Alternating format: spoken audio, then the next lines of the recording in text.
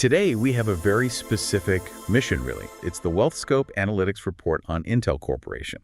That's ticker INTC. That's right. We're diving straight into this analysis, which gives a snapshot of Intel as of June 14th, 2025. And Intel, well, it's obviously a cornerstone, a huge name in semiconductors, powers most PCs, right? Absolutely. I mean, they're fundamental. But as this report makes pretty clear, even giants like Intel are facing, some serious challenges and maybe opportunities too. Yeah, the report lays out where they stand right now, the hurdles they need to clear, and where the potential upside might be. So our goal today is basically to walk you through this specific source. We'll pull out the most important bits, the key insights, so you can get a really good handle on what this report says about Intel's current situation. Yeah, without needing to wade through the entire document yourself. We'll give you the quick version, the essentials, based just on this source. Exactly. Think of it as the Cliff Notes, but for Intel's current story, according to this analysis.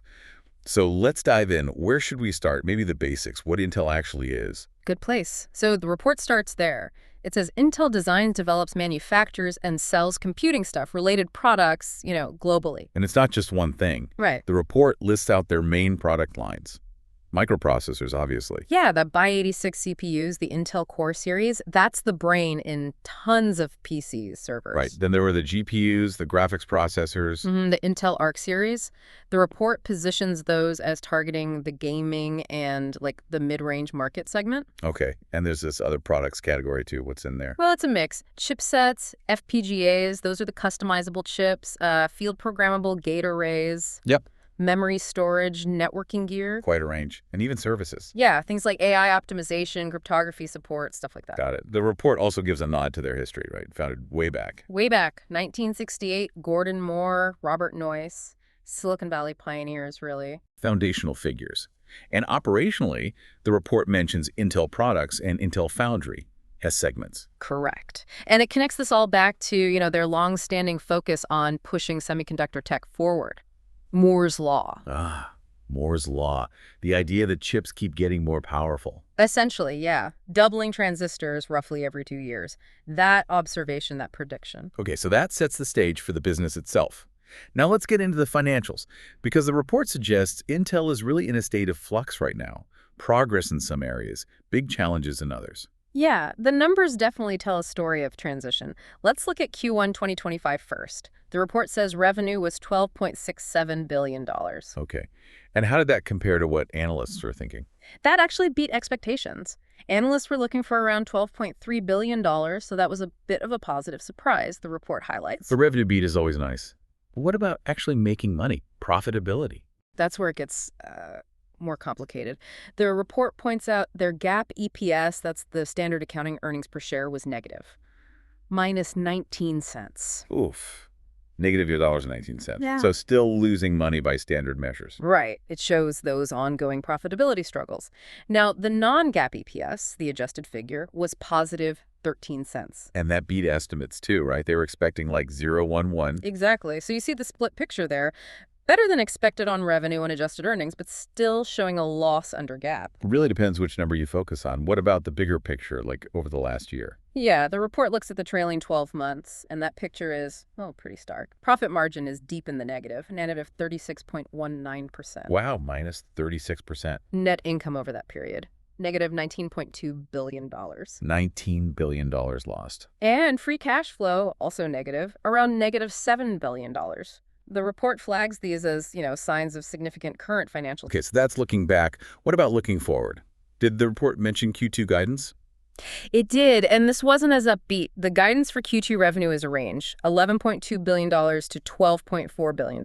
Midpoint, around $11.8 billion. Then. Right, and the report points out that this midpoint is below what analysts were hoping for, which was closer to $12.82 billion.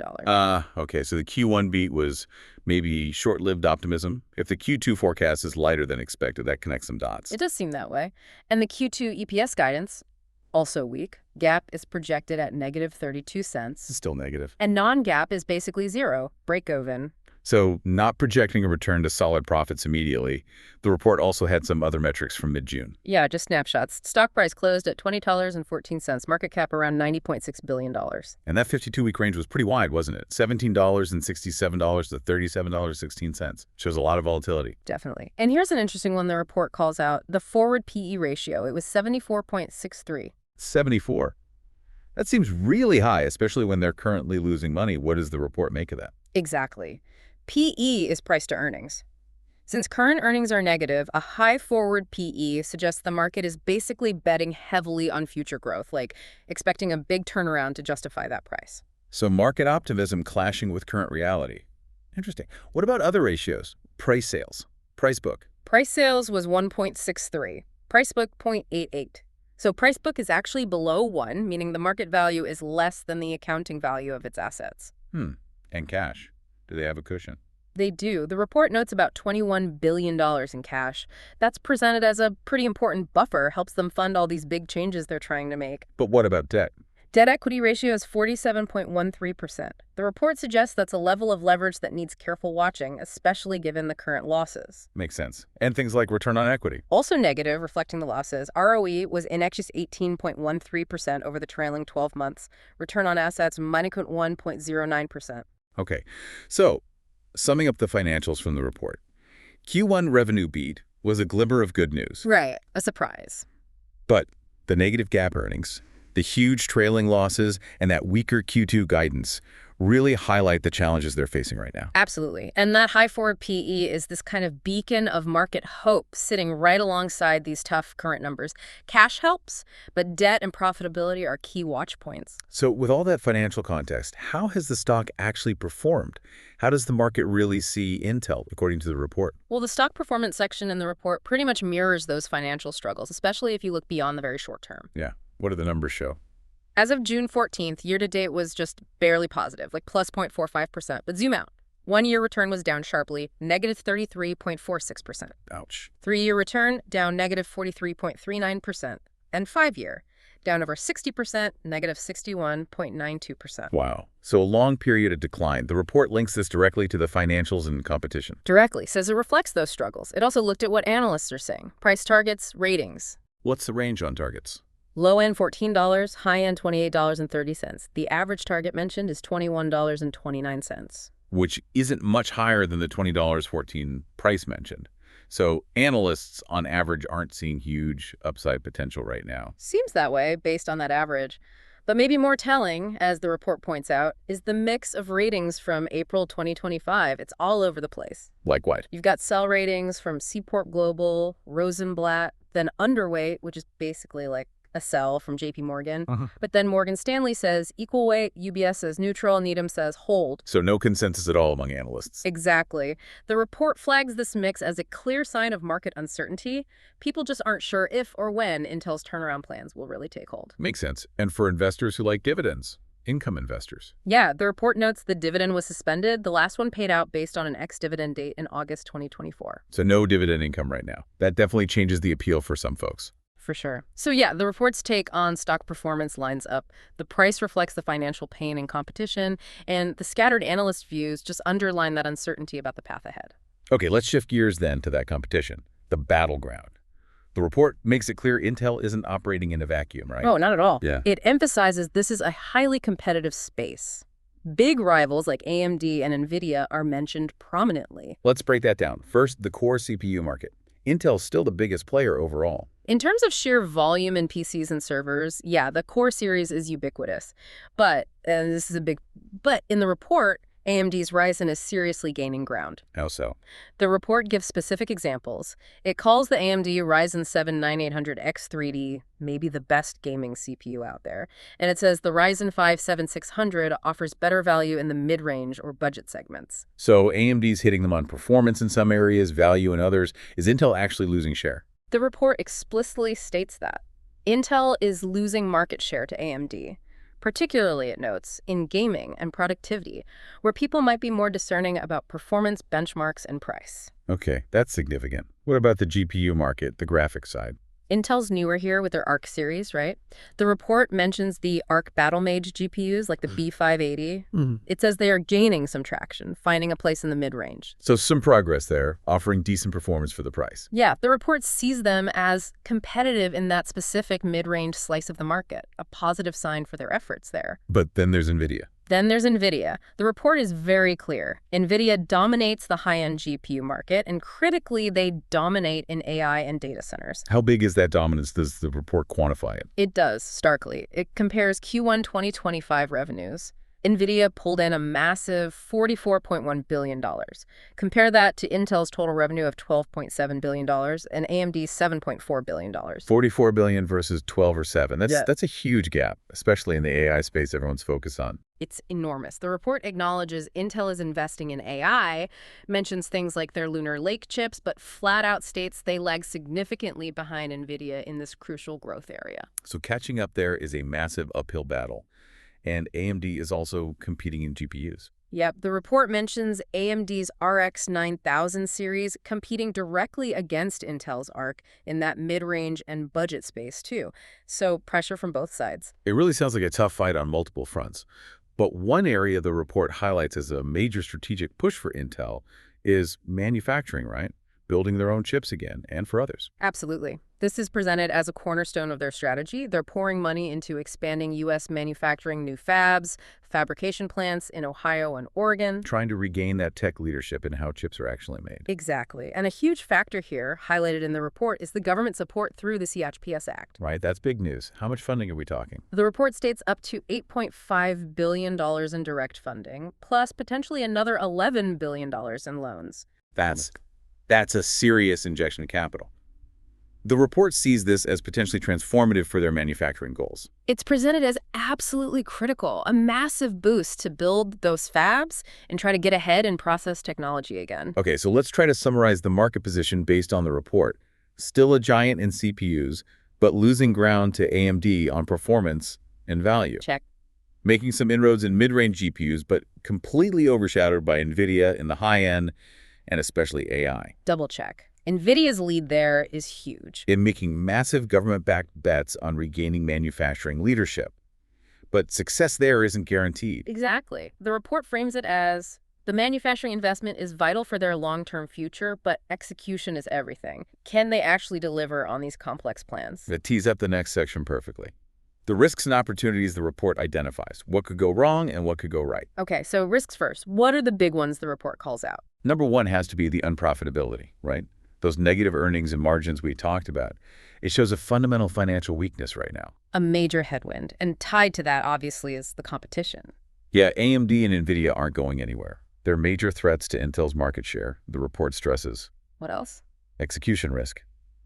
This came up with manufacturing, but it's broader. The report even mentions CEO Lip-Bu Tan emphasizing the need for better execution. Any delays in new products or getting those fabs online, that could really hurt the recovery. That makes sense. These are huge, complex projects. And the industry itself. Right. The report points out the semiconductor industry is cyclical. It has booms and busts. And Intel's heavy reliance on the PC market makes them vulnerable if that market slows down. Okay, so those are some significant risks. What about the flip side, the opportunities? Well, the biggest one seems to be the government support. The Chase UPS Act funding is framed as a massive opportunity to rebuild U.S. manufacturing muscle and maybe rely less on overseas production. A strategic advantage, potentially? What else? AI and data centers. Even though NVIDIA leads, the market is exploding. The report suggests that if Intel can deliver competitive products here, the growth potential is enormous. A big if, but a big market. Definitely. Also, the PC market could rebound.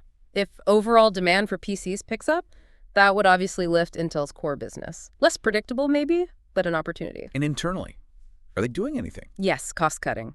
The report mentions specific plans to slash operating expenses down to $17 billion in 2025 and then $16 billion in 2026. That's presented as a direct lever they can pull to try and improve profitability. Okay, so putting the risks and opportunities together based on the report. Yeah. You've got serious immediate problems. Yeah. The losses, the competition. Snake hurdles, yeah. But you also have these potentially game-changing opportunities. The manufacturing push backed by government money, the AI growth potential, internal cost savings. It seems like the report's core message here is that the outcome really hinges on execution. Can they navigate the risks and actually capitalize on these opportunities? It's a high-wire act. Totally. Okay, let's bring it all home. The report mentioned some recent developments and then offered some thoughts for investors, right? Oh, it did. Let's recap those quickly. Recent developments. Well, we covered the Q1 earnings. Right, the revenue beat, but the weak Q2 guidance that followed and hit the stock. Those cost-cutting initiatives are ongoing, aiming for those billion-dollar reductions. Anything else notable? The report mentions Intel Capital, their venture arm, being spun off into a standalone fund. Maybe for more focused investing. Hard to say for sure, but it's a structural change. Interesting. And of course, the big one. Actually getting that She-Chi-S Act funding confirmed. That's a major recent event highlighted. Huge. So, with all that in mind, what does the report suggest this means if you're thinking about investing in Intel? It breaks it down by time frame and risk appetite. For long-term investors thinking like 3 to 5 years out, maybe longer, Yeah. the report sees potential for significant upside. Potential. It ties this directly to those big strategic bets, manufacturing, AI actually paying off, amplified by the government support. But it comes with a warning label, right? Oh yeah, a big one. The report is very clear. You need a high tolerance for volatility. Expect bumps. Expect potential near-term losses as they spend heavily on this transition. It's not painted as a smooth ride at all. Okay, so long-term potential, but high risk, high volatility. What about short-term investors? Much more cautious view in the report. Calls it high risk. Why? Because of the ongoing losses, the weak near-term guidance, the tough competition.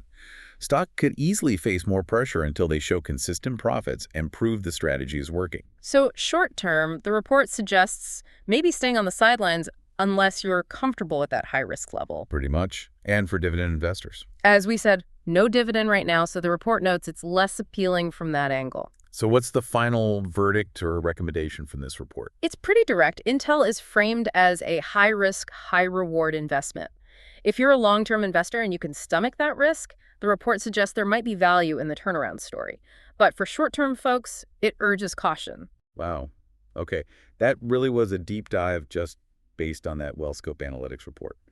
We've definitely covered a lot of the key points outlined in it. For sure. We looked at the core business, went through those tricky financials, the Q1 surprise, but also the big losses and weak outlook. Yeah, and the competitive pressure from AMD, the huge gap with NVIDIA in AI, balanced against those big manufacturing bets and government help. We weighed the risks, unprofitability, execution, competition against the opportunities like AI growth, C-Chick-PS funding, cost cuts. And wrapped up with what the report suggests this all means for different types of investors looking at Intel stock right now.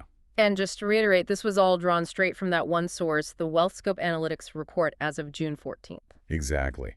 Hopefully, walking through this specific analysis helps you feel much more up to speed on how this report views Intel's very complex situation and its potential future paths.